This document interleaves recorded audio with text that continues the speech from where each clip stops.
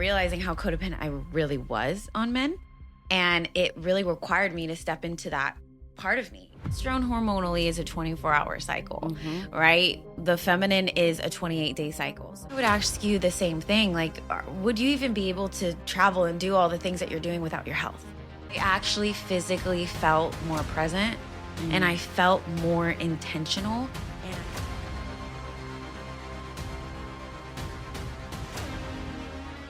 Well, Jilly, thank you so much for coming on Scar Tissue. And as we're relaunching this, just really bringing in people who align so deeply with the mission, who embody it.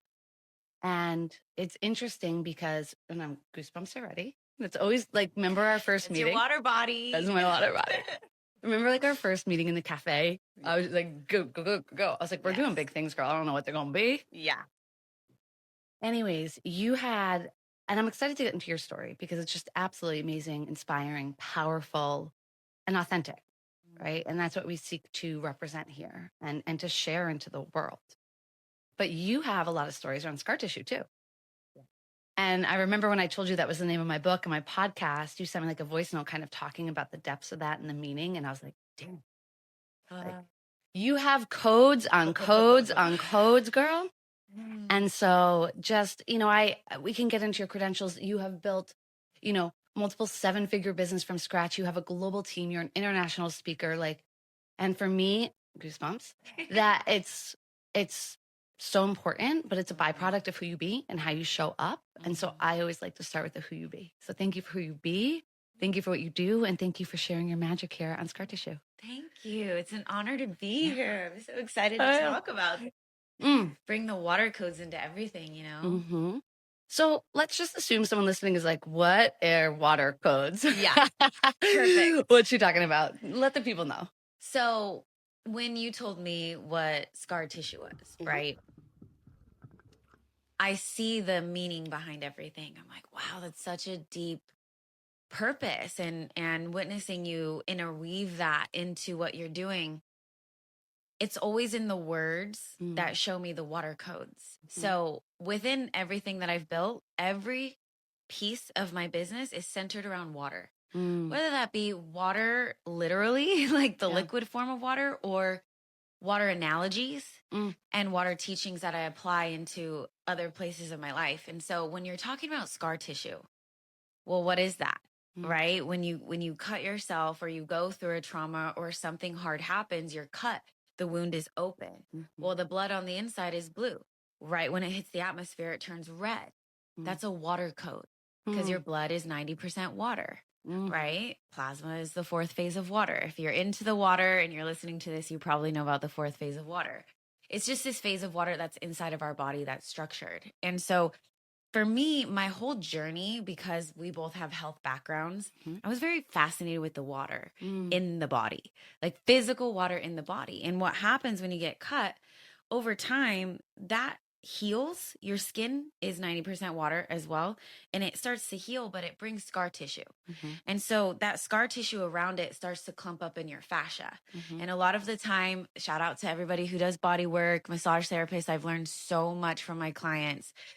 What happens in the fascia is that scar tissue is held and the stories around what happened are held in the scar tissue. And so a lot of the time within the scar tissue, if you're ever getting body work done, and let's say you had a cut there as a child or something, there's most likely some stories there stored in your fascia. So a water code here is that water stores memory. So when you're talking about scar tissue, I'm like, wow, you're like really helping people go to that place and look at, okay, where was I at in my life when this happened? What stories could my waters in my body be holding in that scar tissue? And how do we release that scar tissue?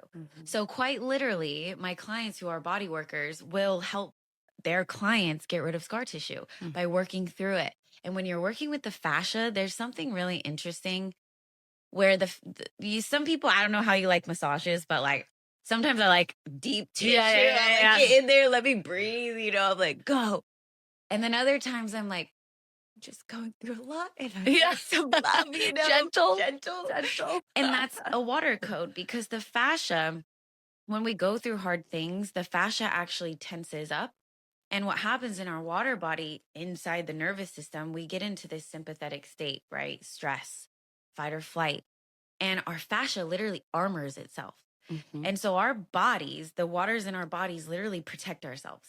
Mm-hmm. And people are walking around like that. Mm-hmm. And so the secret to fascia, and I got to shout out my client, Maddie, because she like brings in all these codes. I'm like, I want to be a body worker someday.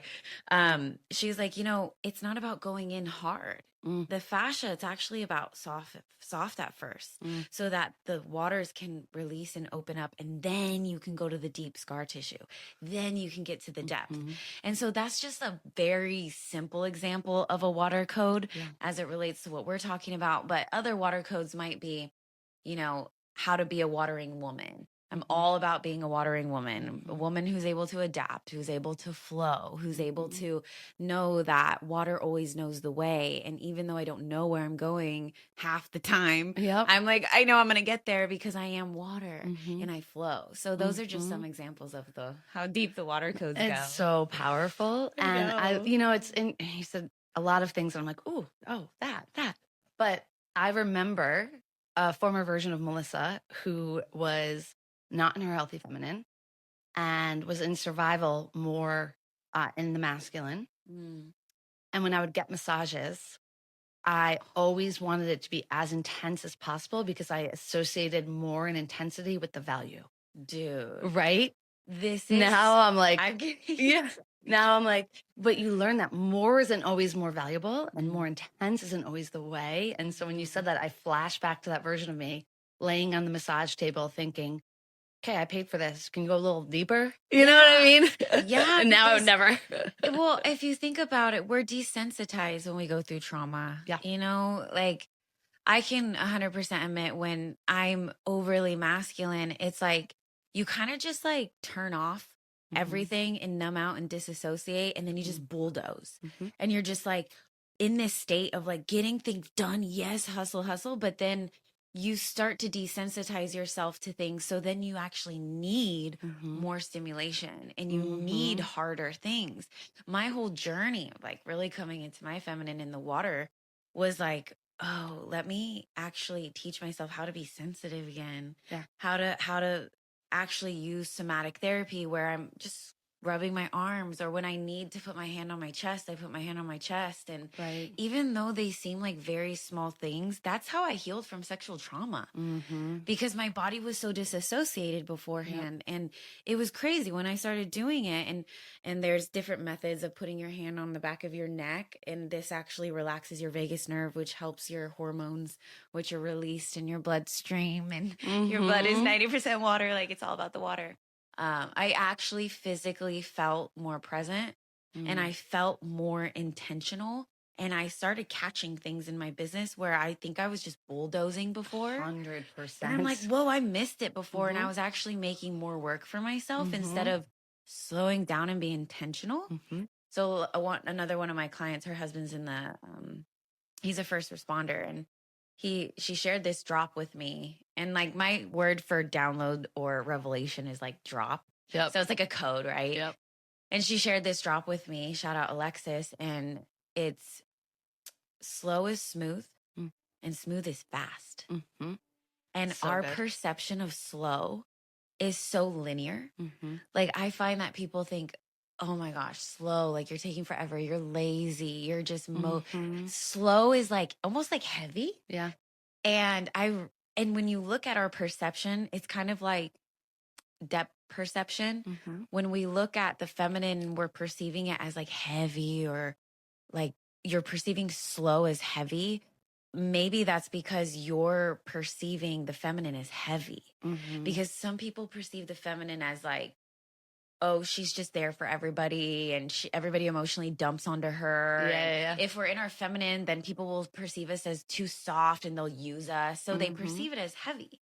And what I find really interesting is that I changed my perception of the feminine being heavy to light. Oh, yeah. And then it's like slow started changing. So slow wasn't this heavy, lazy, slow. It was, no, the slowness is actually me being detailed and intentional with everything that I do, which makes everything smooth, which makes things fast. Right. Right? It's so good. Yeah. And for, I just want to hit for anyone listening, just briefly, if they're like masculine, feminine, because these are like languages we speak, right? Right. And, I just want to drive home. This is not gender specific. Oh, yeah. We all embody and need to embody the duality. We all flex into different spots. And I really resonated when you said like bulldozing. And I think actually when we're in that state of bulldozing, we actually can create way more work for ourselves. Oh my gosh. Like so much more work.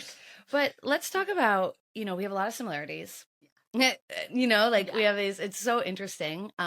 We both run really big teams. We've both built 7-figure businesses organically. We're both publishing books, We are. Yeah. We're both speaking on stages. And we're both navigating journeys, and we kind of like have our own, and we like cross over and, have these points of relatability. But let's speak into a little bit about what it's like to be a woman in entrepreneurship in a couple of ways. Like one, just, I don't know, maybe some of the assumptions people make or the challenges we face. But I think also, and we can revisit this if we need to split it up because it might be, I'm like throwing it at you. Yeah. But for me, leading a team and being the person that like really kind of drives that vision forward, I, in my personal life, want to double down on the feminine and the softness and the quiet and that surrender. And understanding that doesn't mean you're not productive. I think that's very important, right? That was a misconception I had. But like, how do we bring into harmony our masculine and feminine when our work might require us? Now, our work's a bit different, and you've really mastered the feminine of passive revenue, which we'll get into later, right? We'll get into that later. Yeah. But just speaking into, what it's like being a woman, high performing, 7-figure, in our industries. And then how do we balance that masculine and feminine when we are driving so much forward? Wow. I love how you differentiated in the beginning, like we weren't being gender specific in the masculine feminine conversation, because now we're getting into the gender specific conversation. Yeah. And being a woman. So put simply, very early on when I was younger, starting my business, I was raised with a single mother. She was like, you could do whatever you want. I was raised on a ranch. I'm super tomboy growing up. Me too. I will get in the dirt. I was like getting frogs. Yeah. Chasing frogs as a little girl. Polywogs, frogs are my favorite animal. It's like I had that piece of me that grew up with brothers as well. I know you grew up with brothers. So I get it. Like I get it. But what was interesting for me was when I got into business and I actually started teaching, and I started about 2 years in actually presenting in front of groups of people. That could be 10 people. I did 50 people, 100 people. And I was like 23, 24 years old. Wow. And what I quickly noticed was this story that I had. Coming from a single mother, a lot of what gets handed down is this hyper independence, right? But what was interesting is that the way that it expressed into me, that it made me codependent in my early years. So relationship wise, I was always the codependent, like kind of this woman that would do anything that the man wants 100%. To do. And I just kind of like followed him around. And like, you would think that I would have gotten it different coming from a single mom, overly independent, but it expressed through me as codependent. So when I got into business, I started realizing how codependent I really was on men. And it really required me to step into that part of me. Granted, at that time, I finally broke up with a narcissistic relationship. And that was like my just whole world fell apart. Granted, he was the one who actually got me into the business I am today. So when he left, and it was very dramatic, cheating, all of those things, I don't have to get into detail, but it really was like, Jilly, you're going to do this. So I went from one side and I swung to the other side, dude. And I was like, I'm a Cali girl, so I say dude a lot, but, just hear me out. I was so focused on my business, and I was like, this is what I'm going to have to do. I'm going to have to be one of the boys. I'm going to have to dive in. I'm going to have to, take up my space in this space. And I started studying sales. Grant Cardone, all, all the Yeah. typical sales teachers. And I found myself rising, but I wasn't getting the success like some of my peers, and which were all men, by the way. Like I worked with all men in the beginning. I'm in high ticket sales. So a lot of the men around me, middle class white men in Orange County. What else do you need to know? Yeah. And it was like it was like my body wouldn't let me succeed their way. Mm. So no matter how much I hustled, I was also on Adderall. So diagnosed ADHD about 2 years into the water path, I got off Adderall. So like it was around this time that I was like, okay, I'm getting some success, but like, I don't know, it just didn't feel authentic. And I felt it in my body. It felt like I wasn't being me and that I was trying to be somebody else. And at that time I was also straightening my hair, trying to be something. And I had this like massive realization. I don't think this is going to work for me. I don't think this hustle thing, like, is there another way? Like, what other way is there? But my heart. Mhm. And this is, I feel so many of us women, like, it's like we're so heartfelt and passionate. And it's really hard to let your heart lead. But at this point in my career, I was like, obviously it's not working. I want to get more results. I was mediocre in my results compared to everybody else. And I was just like, all right, I'm going to have to let my heart lead. And through that process, I had to face the overly independent woman that was scared to let people in. It was easier for me to read a sales script than actually connect with somebody. And I was queen of jumping around all these friend groups and communities. And so I started realizing, do I like have a hard time letting people in and connecting with people? And growing up in a small town, I think we just have this vibe about us that we connect with people like very easily. And once I really faced that overly independent part of myself, even though it like only lasted maybe a year, maybe 2 years, I realized that I really need to connect with people. And through me connecting with people is what launched me. I mean, my business blew up. Everybody was asking me. All the guys were like, "What is your secret?" And I'm like, "I'm literally just connecting with people." It's so good. I don't know how else to explain it. Yeah. And although I got to give the sales training some credit, closing helped me speak more directly. It helped my communication. It helped me, get some oomph in my step. Like I really needed that masculine support, but it was really about the connection. And that took me to realizing that, okay, I'm going to give myself permission to show up as a feminine woman. And I didn't have anybody around me that was like that. Right. All the women that were around me were very much type A. So here I go on this exploration of what this looks like. And I quickly learned as I rose, hit 6 figures, hit multiple 6 figures, hit 7 figures in certain spaces. There are societal norms.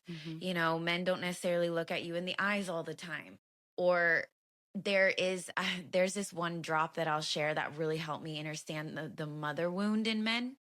So what I found in my collaborations a lot of the time with men is that it was like they would treat me, or they would emotionally dump onto me. And so I started studying this through like a psychology lens, because I have this psychology background, total college dropout, but hey, I got some courses in.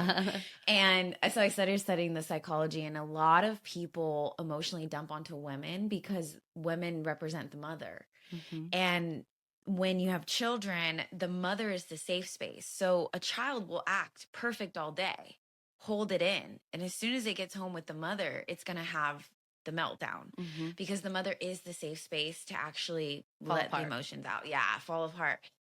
But once I realized this, I was like, wait, this is actually a superpower, because people feel, my drop is, this is my code that I always share, is that society respects men and trusts women. But society does not respect women. Okay, society doesn't respect women, and society doesn't trust men. So interesting. And so interesting for you, frame that way. Right. And as I started, really wanting to earn respect, and I'm like, how am I going to earn respect in these spaces? I'm like, I'm not going to earn respect just like I don't lead like a man. I don't lead like a man. The feminine leads in a very different way. And so I started to realize this was my superpower, but I need to have boundaries. Mhm. and I need to be very specific, and I need to be clear and let people know you need to ask me consent before you do that. Or am I even available for you to let me into what you're going through? And a lot of the time, this is how I'm actually a power move in a lot of teams that I'm on with men, because they can be a certain way with me that they're not letting themselves be in other relationships. And I find that that's where the juice is of what will actually make you succeed, is what you're actually feeling, not the mask that you're putting on in the corporate, whatever, the politics that you're trying to go up the ladder. And so I didn't get to where I'm at by going on this stepping political ladder, choosing favorites and playing these games. I'm really not that good at it anyway. I'm not good at schmoozing. This is what we call it, schmoozing. Surface level talk, not very good at it. Kind of awkward. That's why we get along. Yeah. Like, I think right in the beginning, we're like soul journeys, purposes, karma. Can we just go there? Yeah. And so this is what I always tell the women that I work with. Like, we have to be patient with society, but we also have to remind ourselves that we're all different and that one woman doesn't act the same as another. And so we have to give each other space to come into our feminine. And what I find is that the feminine, being the leader and the visionary, that is actually, I call it the mermaid. You know, the mermaid is at the front of the ship for a reason. You know, you see an old ship, there's a mermaid at the front because she can see the way. She knows where she's going. She is the water. So she knows the currents to take in the ocean. Just as an analogy, a water analogy to bring in, the woman has the ability to see, to have foresight when she really is connected to God. So it's not, I don't believe in, you know, woman over man or man over woman. It's more of this, hey, let's look at the qualities that we have and let each other lead in the moments that we need. And I love my masculine counterparts. I love asking for help. I love bringing them in to support my vision. And that's how my dynamic usually goes, is being a visionary, allowing myself to communicate that vision, and then bringing in my men to help and actually asking for help, right? And being like, hey, I have this vision. I don't know how we're going to get there, but this is what's happening. And then it's like, it's amazing to see it all come together, and vice versa, right? There's a feminine within men as well. And really allowing ourselves to say, if you have a vision, step into it and be that visionary, but holding that torch of leader and visionary has been probably the biggest challenge, I would say, in my journey. So good. So good. I'm like, whoo. So, and I'll edit this part here. If we could try and do like shorter blurbs so I can pull something out for the listener. Okay. Because you have so much knowledge in gold. Yeah. But I want them to be able to process it. Okay. Does that make sense? Yes. Okay. Because it's so good. Yeah. So I'm trying to think of like what I want to. Okay, so I'm just gonna wrap that up and like in like something that I heard that I think will really resonate with our women listeners. So Jilly, that's so much wisdom, experience. And I think wisdom is garnered through experience, right? But one of the themes, goosebumps, that I heard as you were going through was that you discovered that for you to actually succeed to your next level, so you were successful. Yeah. You're 7 figures. Okay. On paper, you're successful. But for you to actually like explode into your greatest possibility, it was not trying to do it the way that you thought you should, or the way other people were doing it, or to try to like embody what other people are embodying, but to really authentically do it your way. And I think that's like a ninja level skill. Jedi, yeah. Yeah, it's total Jedi. Sure. I would love, and I want to talk a bit about the health aspect too. You know, and the water that we're referencing for the listeners is, we'll talk more about it, but it's something that I've really come to love and understand. And like, honestly, working with you, because you started as somebody who, and now we just work together in every way, right? I'm a client of yours, you're a client of mine, you know? But when I really kind of started exploring your business and your love and understanding of water and how it impacts us, I was like, I need this. So I do want to get into that with health. However, a lot of times I work with women who will say, like, you talked about, this doesn't feel good in my body, like my body's not letting me. There's a level of discernment though, to be able to understand that it's not in alignment versus your resisting comfort. And I hear the word alignment weaponized a Oh lot. my God. I love this so much. So how can somebody untangle that? Because a lot of times I'll have someone say, well, that doesn't feel good in my body. And many times it's actually not supposed to Yeah. when you're on like a growth edge, because you're doing something uncomfortable, right? And when we're uncomfortable and we feel vulnerable and it's new, it doesn't feel safe, right? So how can somebody untangle so they're not like their ego isn't keeping them small because they're saying this doesn't feel good? That's a no. How do you know when it doesn't feel good, it's a no, or it doesn't feel good, that's a yes? Because sometimes it's a yes. Ugh. This is so good. And we actually teach this in my water bending course. Of course you do. So we call it water body discernment. Oof. Okay. The process in your fascia is very similar feeling when you are expanding to when you aren't meant to do something. So you're going to feel that contraction. You're going to feel the stickiness, this is uncomfortable. And so water body discernment says, let me give you an example. So many of my clients are like, especially when they come from the overly independent woman, they're like, I just need rest. I just need rest. I need to rest. And I'm like, okay, now you're weaponizing rest. Yes. And now how do you know the difference between laziness and actually needing rest? Go on. So this was the thing, is that just like the Bible says, we have to die to our flesh. And I really sat with that in my own, beliefs and system of like, but if we're supposed to trust our bodies, but then die to our flesh, how does this make sense, right? And then it's like, everybody's just like, trust your body, let your body lead. And I'm like, yeah, but if you're over here eating Cheetos and being like really lustful and gluttonous, not clean and then clear. your body, how are you supposed to listen to your body? Right. So there's a process of detox. There's a process of cleansing. There's a process of fasting. There's a process of really that I had to go through within my own water path journey of just really getting clean and clear in that way. And I always recommend to people like fast for a day, go into prayer, fast for a day if you really want an answer, because the flesh, and this is actually a water code in the body, you have different types of water. So you have liquid water and you have plasma water. So when the Bible says die to your flesh, it's like die to your desires of the flesh. So that is your desire to be lazy, your desire to stay where you're at, your desire to do these things. But then you go into the plasma water, which the plasma in the body, if you know anything about the fourth phase of water, it's essentially where it's a type of water that carries light throughout your body. So it's more of like a gelatin plasma. And the drops that I got was like, okay, maybe, just maybe, there's a difference between that intuition that God is trying to show you and the actual flesh.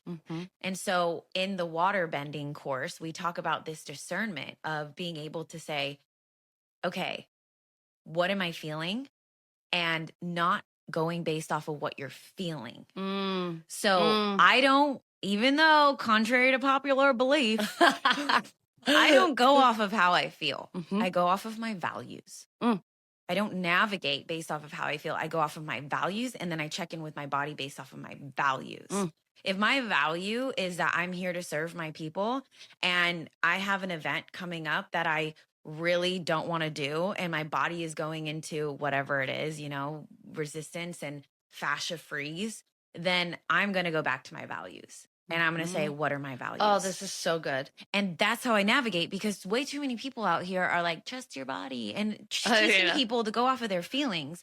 But nervous system shows us when you're expanding, your capacity is a ceiling. You're going to hit the ceiling. And when you hit the ceiling, your body doesn't know how to hold more. Good. So then you have to learn how to hold more. That's all it is. So when you hit the ceiling, it's uncomfortable and you're going to want to retreat and you're going to want to retract. But that's the thing. You have to know your values. And then you have to realize, oh, I'm just hitting a ceiling. My body doesn't know how to hold this big thing yet. And so it's called self-preservation in the nervous system work, where you hit a ceiling. Let's say you're like, oh, I'm learning to hold this much. And then all of a sudden you hit your ceiling, your body goes into self-preservation afterwards. So if you've ever done an event or did something massive and afterwards you're like, I literally just want to crawl into a hermit hole. It's because your body's self-preserving. It doesn't know It just doesn't know how to hold it yet. Yeah. So I have a protocol, my R&R, rest and recovery. I just have a protocol when I'm like that. I'm like, oh, I just need some recovery. It's like working out. No, You need some 100%. recovery, and then you do it again, Yeah. and then you do it again. So it's just this wisdom, and I'm glad you brought that up because I see so many people holding themselves back. Yeah. Oh, thank you. I mean, it's so funny you say that because obviously I'm traveling right now. At first I felt this pressure that I needed to have like a podcast studio and like brand it. And then I'm like, actually, it's more on brand for me to be in movement in different places, traveling. And so it's kind of cool. Oh, you get all it these, goes with your human design. right? It goes with my human design. She's narrow valleys, if anybody's curious. She needs to be in the people. I Yeah. need to be in the people. But I was writing to my team last weekend and I was like, okay, so I forget what it was, but it was like, I'm going here and I'm interviewing with Chris, and the next day I'm interviewing with Emily. And then I'm going to see Mike, and then I'm going to see Jilly, and then I'm coming back up. And then Jilly and I then I'm going to Austin for Angie. And then Jilly and I have an event. Literally, it's every day something. And then I was like, and then Saturday and Sunday, I'm not talking to a human. Yeah. Like I just set the expectation. Yes. But like I put that in Slack like a week ago. Yes. And like they were laughing because they know that about me. And when I speak at events, it's like, give me the air conditioning, a dark hotel room, and some Uber Eats, please. Healthy food because I need the nourishing. But I know about myself. See, I'm a water girl. I'm like, I'm going to be in my hot tub. Don't talk to me. Or I'll literally take hour-long showers in the hotel room. But this is important to talk about because the thing with the feminine, when we're looking at, the way our brain functionality is different, our biology, our hormones, I call, I love my men again. I call a lot of the masculine testosterone-based teachings. So I'm like, just remember when you're listening to a man, they're going to teach you based on testosterone-based teachings. Yeah. Testosterone hormonally is a 24-hour cycle, right? The feminine is a 28-day cycle. So imagine the place that they're teaching from. They're like, in the moment, go, go, go. Yeah. For us, we're like, but wait, like our bodies literally go through this cycle every month. And far too many women live a victim to it. We're done with that. We already have enough knowledge to know that. Now it's time to actually utilize it and use it as the gift that it is. I love that. And we always talk about the word leverage. I want to get into the hormonal health and how women, because a lot of women and are looking at how to improve their health naturally. And the truth is that's going to support you in your entrepreneurial journey, period. Absolutely. Right? But I do want to just close a loop on something you said about, because my community will recognize this, that I always say service with emotions, decisions with data. I have been saying that for years. And that was very similar to what you were saying, like not making decisions with feelings, because so often our feelings, especially in business, are our fears being projected. Exactly. So nobody took action on that. I'm an imposter. I must lower my pricing. I can't do this. And all these emotions are flying. And I always go and I look at the data. Where's the drop off? Oh, it's in your call show ups. Well, if we just increased your call show ups, the result could be different. Oh, it's in the conversions. Okay. I think we just need to work on your sales, navigation skill. And so, especially as a large part of this community are entrepreneurs, just really driving that home, what you were saying, we articulate it differently, but it's the same thing, It's crazy. I'm laughing because I'm like, it's so crazy how similar we are. I know. And that's how, like, it works. That's why. It works. And like, but we also have like very unique, like, I don't know, like same, but different. Same, but different. Yeah. Same, but different. Let's talk about how, for you, a lot of your belief in, as you took a sip of the water and your stand for it, because I know that you will not sell or promote or offer anything into the world that you do not believe in. Like that is something, that level of integrity is something that made me really excited to partner with you. That's important for me. And so thank you for holding that, standard and level of integrity. But can we talk just a little bit about like how your health journey was impacted and holistic health in the water? Yeah. Thank you for saying that. If anybody's listening to this and you are growing your brand as an influencer and you get like a 6-figure deal and you really don't like the product, Don't do it. Don't do it. Don't do it. I have had so many people reach out to me about this, that, and the other. And whatever it is, it might be hair, it might be skin, but really, like, I value natural aging. Yep. Okay. So I want to preface this with a disclaimer that I don't judge anyone. Some of my best friends do things that I would never do. 100%. And I still love them wholeheartedly. Yep. And I find that, especially in the natural aging arena, there could be a lot of judgment towards other women that might get work done. Right. So just wanted to preface that and really say that um, water could be the thing that is the missing link for all beauty. So my story quickly, I was 22 and I found out I had ovarian cysts that were cancerous, fainted, went to the ER, such low blood pressure. They said I should have been in a coma, gave me a vaginal ultrasound and didn't even tell me, kept me in the hospital for like 2 days, kind of against my will, but I didn't really understand how it worked. And then that's when I found the water. Somebody told me to drink it, didn't explain anything to me. I drank it. 3 weeks later, I went in to get my laparoscopy. Cysts were gone. Unbelievable. Doctors look at me and say, what happened? Like, well, this is weird. And I'm like, I'm pretty sure it's this water, but I don't know. And they instantly, it's a scam. Instantly, they were like, it's a scam, that the alkaline water doesn't work. And so it was very interesting for me to wake up to the medical system in that way and kind of study the medical industrial complex and how it's a business. Like a whole other episode. Yeah. But from that point on, I started studying the body. And I'm not even kidding, you guys. I was stupid in school. Yeah. Like, diagnosed ADHD, awful at school, C student, barely got into college, got like barely passed. I don't even know how I did it, dude. Best entrepreneurs. And I thought I was legitimately stupid. Like, science was not my thing. Yeah. But here's what I learned. In the Western allopathic medicine, everything is compartmentalized and nothing is holistic. Water science is holistic. Water science does not compartmentalize your heart from your digestion, from your lungs. It's literally all water. So I had this massive awakening with water science. I was studying every single day, anytime I could get my hands on it. I was on YouTube. I was taking courses. I flew to Japan to study under Mr. Emoto, who's if anybody knows about him, he does this water experiment with crystals. And anyways, I went so deep in that and I started taking back my sovereignty over my body as a woman. Got off birth control, got off ADHD meds, got off, I was on and off anxiety medication, depression medication. I had allergies. I was on allergy medication. I got off everything.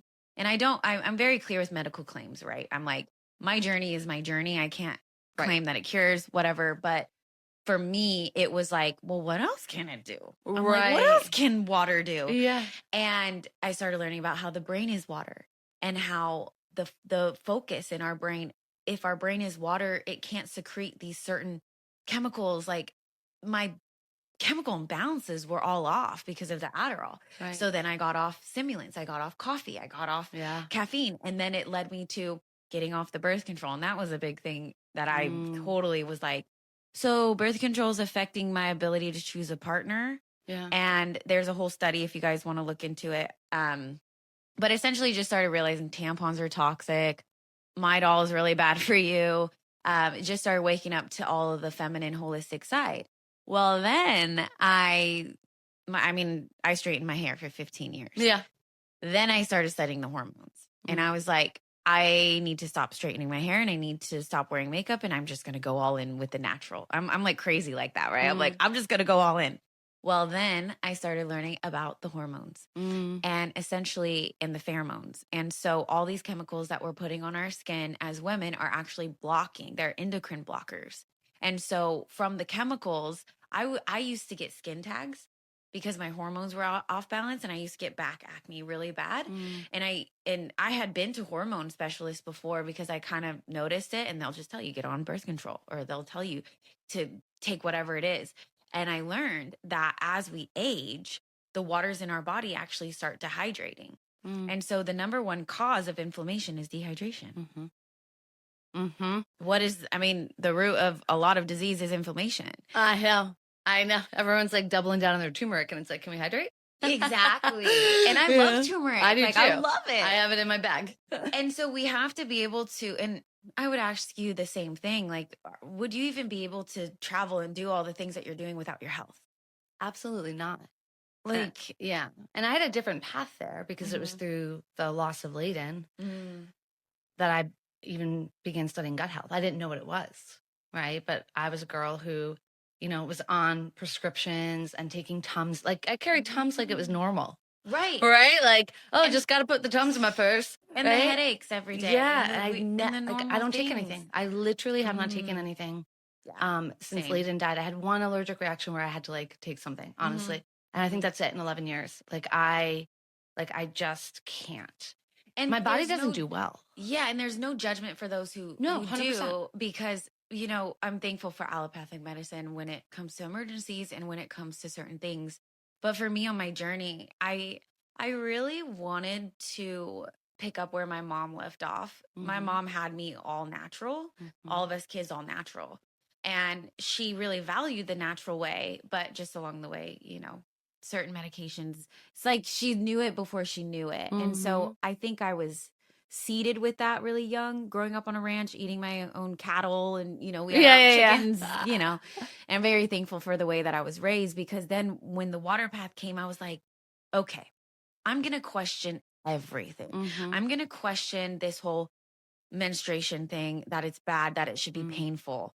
No, I don't get any pain on my cycle anymore. I don't get any PMS symptoms. Yeah. If you're getting PMS symptoms, it's usually hormone imbalances, or if you're not able to really handle your emotions during the month and your nervous system isn't really like regulated, it'll come up in PMS. It'll come up in that way. So even with teenagers, I started going into like, is it normal to have all these hormonal issues? No, it's not.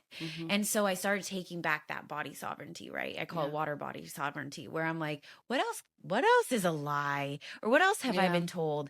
And I told you I would love to get into this of what have we been told as women as we age. Yeah, 100%. I know. Oh my gosh, I feel like we could do 9 podcasts, right?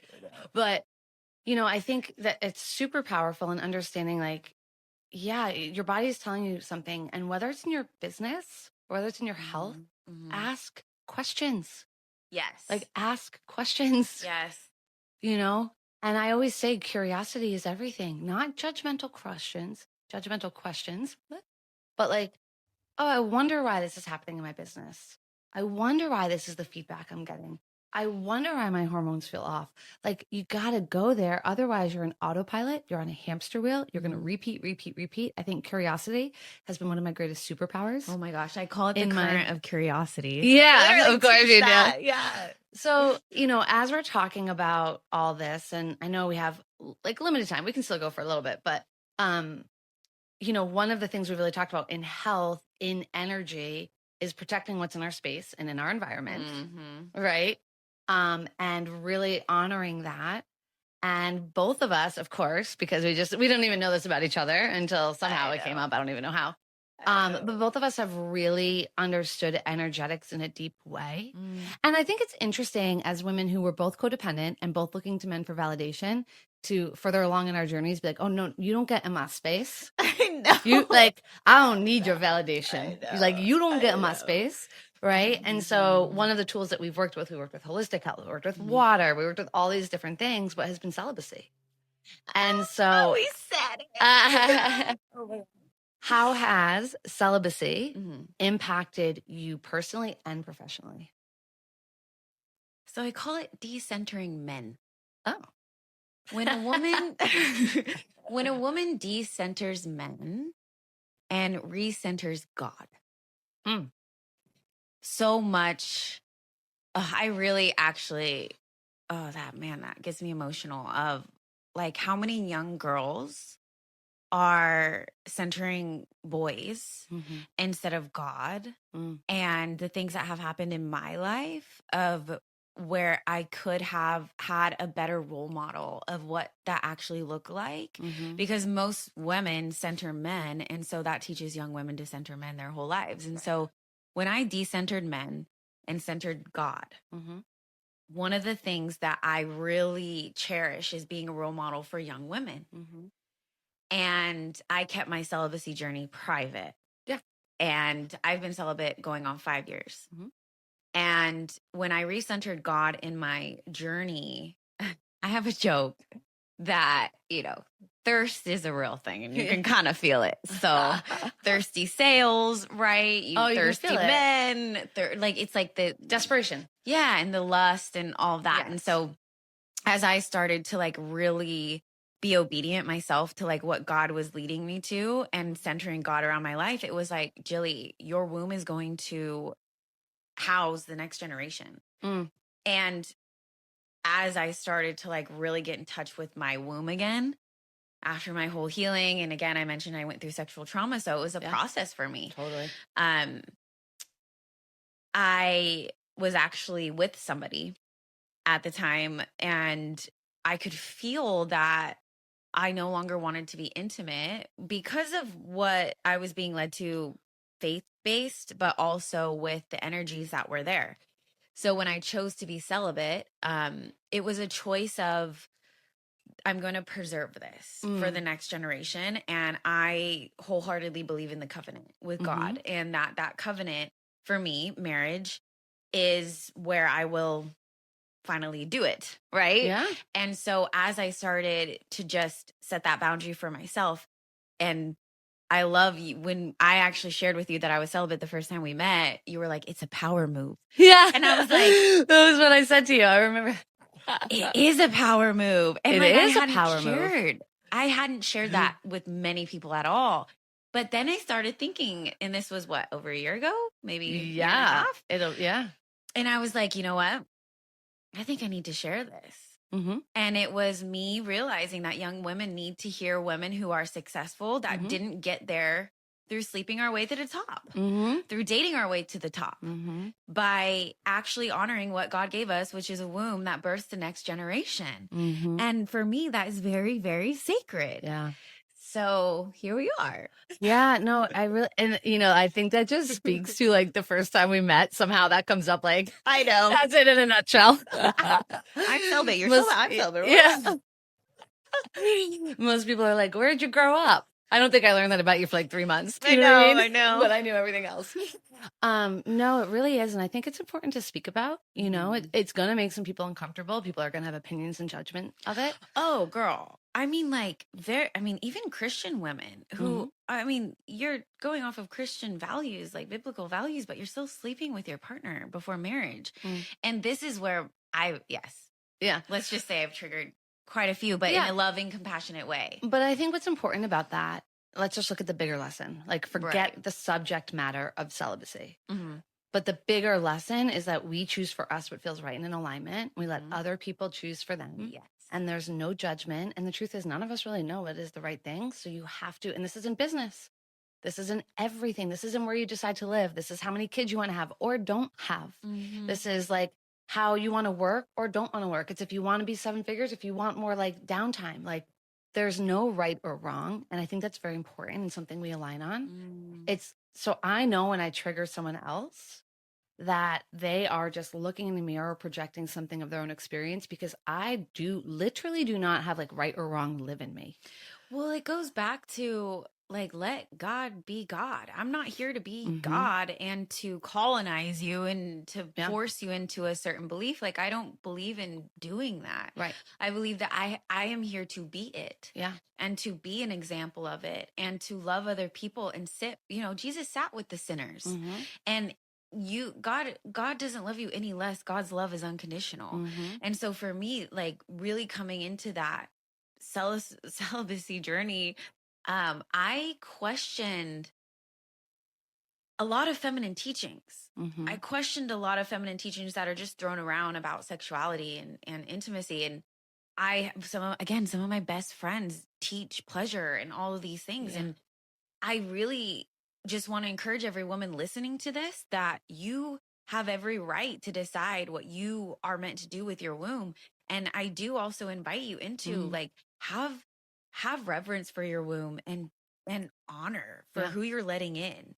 And that realize how deep that is, I think that like, so for me, my journey was more on like the healing and like the just being with Melissa. And so at first it was healing, then it became a power move as I began studying it. And so for me, it wasn't as womb related because I wasn't even sure if I wanted to have more children.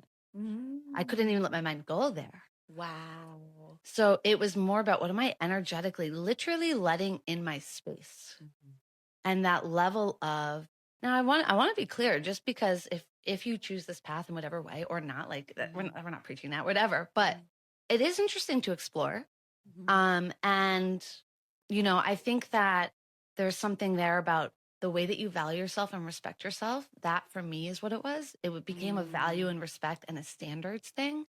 It doesn't mean that you don't have hormones or sexual energy. Right. And I think that's important to know. In fact, like it can become an even healthier, more abundant sexual energy because it's not being like energy vampired. Right. Yes. So it actually can grow more. So I just want to be really clear on that. Right. But I think for me, I actually began really studying sacral chakra energy and how it's your creative energy. And if you think about it, it's your life force energy. And so when you really study this, it's like, how do you work with that sacral chakra energy for your manifestation, for your growth, for your goals? And if anybody is going to be kind of coming into that space, and the research I did is like, they've got to be at your vibration or higher, right? So that you guys can kind of work with sacral chakra energy, which is literally creation energy, life force energy. And so I'll be honest, for me, it was like studying it for business. Oh my God. Yeah. So good. It was studying for business. And then like it became a worthiness thing and kind of hey, I've valued this so much. This is not open access. You know what I mean? Girl, and what is the element of the sacral chakra is water. Water, of course. And like the Full water circle. and the creativity. And I navigated my way through new age spirituality and like different aspects of different teachings. And now I find myself with very biblical values. But one of the things that I love about water is that, I mean, think about it. The womb is water. Yep. And we get wet. Yeah. Men, what happens when they're, their blood flows. Yeah. And it's all made up of water. And so one of the things that really helped me through this is realizing, okay, where am I leaking? Where am I leaking that energy? And if water is the creative energy, then where can I like start preserving it and actually flow that to other places? So, and we're getting there with being open about it, but my partner now, who is actually I was with back then, we separated and then got back together. We've both been celibate for almost 5 years. Wow. And waiting till marriage. So I am a woman, but I also have a man counterpart that's been doing this with me. And that's been fascinating to see. That is fascinating.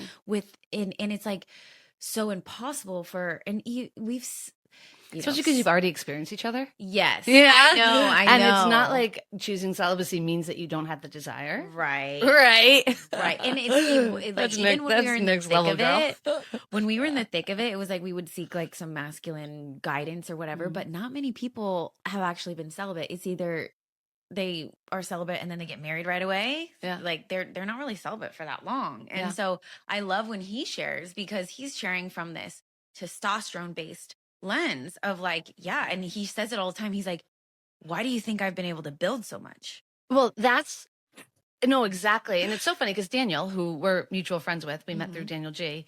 He's talked about before, like you, like what you allow in your space. Right. And he's done things where he's like, if you're not making X amount in your business, no sex. You know what I mean? Oh my God. Yes. It's so funny. Like, and it's truth because energy is energy. And I don't know if you've studied, and my goodness, I know we're coming up, but I just want to float this. Listeners can go look it up. You can look it up. But if you might have heard of it, but like sexual transmutation. Like literally. Think and Grow Rich, chapter 11. Yes. And so that was actually what my segue was in, of course, entrepreneur, business driven, like, and then it became more worthiness conversation, and for me, like I personally, and just, I think it's nice to have contrasting opinions. There's no right or wrong. I don't personally see myself, holding until marriage. And that's just my choice. That could change. Right. And I think I think it's important for people to say there's so many different ways in which you can navigate, but regardless of what type of energy it is, your time energy, your body energy, your food energy, all of it matters. It does. So have you openly shared your journey with it? I don't think so. I did Yeah. I did a coaching call with my community of women, talking about it more in business, talking about Yes. sexual transmutation, talking about Yeah. attraction, talking about working with sacral chakra energy, but I haven't like actually hello. Is this it? I'm like, okay. Hola, scar tissue. I mean, think about it, because we're both women. I'm 35. I'm going to be 35 this year, right? You're 41? 41. 41. I know. Think about how many societal like limits that we're breaking right now. Oh gosh. And like that's the funny thing. People look at me because I'm Latin, okay? I like my outfits. I like showing my belly. I like wearing my I wear crop tops every day. you I'm know, 41 years old. We're not the typical women that would be preaching celibacy. I know. I'm like, I'm finding my way. I'm wrestling with the modesty thing with God lately, but you know what I'm saying? Like, we're not your typical, like, Yeah. I don't know. It's just these archetypes that we're just here to just bust through. Because we're both a little wild in our way. Yeah. Right? We're both like a little wild. Like we kind of have that free spirit Mm. harnessed with the direction and the driver because we're two very focused, driven people. And I think that's important for people to see. You can be both. Yeah. You know? Yes. Yeah. Yes. Yeah. And especially at our age, and this is another thing that I learned on my water path, was essentially like, if you have been told about the biological clock and you're listening to this, there are so many single women in their 30s and 40s and 50s that I want you to hear this very clearly, that the biological clock concept is not valid. When we look at the actual science, it's not about your number of eggs. It's about how healthy your womb is, because it's the fluid that the sperm flows through. It's the mucus around your egg. It's actually the quality of your waters in your womb that actually dictate. So again, it goes back to the beginning of this as we're closing this out. It's not about more. It's not about the numbers. It's not about the 100%. quantity. It's about the quality. The quality. It's about the quality all around. Such a good theme. But it is true. You know, and so I hope, you know, everyone, I mean, we went all the places. Yeah, we did. You know, of course. That's the water path. That's the water path. Yeah. You know, and that everyone took away like what's going to resonate with them the most. But I hope that everyone takes away the idea of curiosity. And what does it mean? And that, I mean, that's feminine, right? What does it mean to be just so deeply presently curious, not anxiously curious, presently curious? So, and so, Jilly, I can't thank you enough for, you know, being on here, for the magic that you share, for the water codes, for introducing me to the water, you know, and you guys, I can't recommend like the water enough. I really can't. Yeah. And so can they DM you if they're interested in learning more? Absolutely. Okay. What's your Instagram? Water Heiress. That's HEIRESS. So and we'll drop it in the show notes as well. And of course, if you're interested more in these water codes, I just finished writing my book called The Water Lens, and it's not a book. It's literally a water Bible that is like, you know, I just finished a book. I think it's a couple hundred pages. 400? Yeah, I think it's gonna come out to about over 400 pages. Of course, because I truly feel that water is the missing link to so many things, and just hydration in general brings life all around. So you can find more on my Instagram. You can find more about the water systems that I sell. You can find more about my passive income, which is very feminine as well. I know we didn't get into that. But that's one of the things that I would recommend, that journey for everybody in business, of really start to look at passive income opportunities as women, because we're done trading our time for money. So no, I agree. And I mean, we'll probably have to do every person I interview, we're gonna have to do another one, because the conversations are just so nourishing, right? Because we don't do surface level. But as someone who never built passive revenue, opening my eyes to that, you know, and I think you have to be, I think that there's a misconception sometimes around passive revenue that like, it's like, it doesn't take any work to get to. It's like anything. It's like birthing a child, right? Like you have to kind of raise it and then it becomes independent and it pays you back. So maybe we'll do another episode on that. You guys scope out Jilly, scope out her work, grab the water. Let me know if you have any questions. And Jilly, thank you so much for your magic. Yeah, thank you. And thank you for all the collaborations that we've had and continue to have. You know, I'm bringing Melissa in for messaging, content, branding. We have our flow event coming up, and a lot of the things that you share, I just see through the water lens. Yes. So thank you for being able to hear me and see me and spread this gospel of water all over the world, you know? All right, y'all. Thank you for tuning in. We will see you soon.